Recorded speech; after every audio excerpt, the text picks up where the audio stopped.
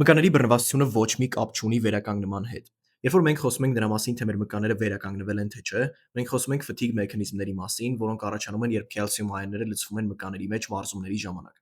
Եթե մենք սրանից մինչև մեր մյուս պարապմունքը չենք վերականգնվում, ապա այս բացասականորեն հասնում մեր հաջորդ պարապմունքի վրա, որովհետև մենք այն ամենախոշոր մկանաթելերը չենք կարողանում ակտիվացնենք, որոնք որ ամենաշատ աճելու պոտենցիալ ունեն։ Սակայն այս քալցիում այոնների պատճառով առաջացած ֆթիգը ընդհանրապես կապ չունի մկանների բռնվածության հետ։ Մկանների բռնվածությունը հիմնականում առաջանում է նոր վարժություններ անելուց կամ երբ մենք նույն վարժությունը անում ենք ինչ-որ նոր range of motion-ով։ Ու այս ժամանակավոր ֆենոմեն է, որը որոշ ժամանակ անց անցնում է։ Քո մարմինը սովորում է այս նույն վարժություններին ու հնարավոր է, որ այլևս ընդհանրապես բռնվածություն չառաջանա, քանի դեռ դու փոփոխություններ չես անում քո պրոգրամում։ Բայց այս դեռ չի նշանակում, որ մարզումները ֆթիգ չեն առաջացնելու։ Ու հակառակը նույնպես հնարավոր է։ Եթե դու նոր ես սկսել մարզվել, շատ հնարավոր է, որ պարապմունքից հետո երկար ժամանակ բռնված լինես, նույնիսկ եթե ֆթիգից լրիվ վերականգնվել ես։ Դրա համար բռնվածությանը մի նայեք որպես վերականգնման մետրիկ, այլ նայեք ձեր թվերին։ Եթե դուք ձեր նախորդ պարապմունքից ավել քաշ կամ կրկնություններ կարողանում եք անել, ապա դուք միանշանակ վերականգնվել եք, անկախ նրանից, թե դուք ձեզ ոնց եք զգում կամ բռնվածություն կա թե չէ։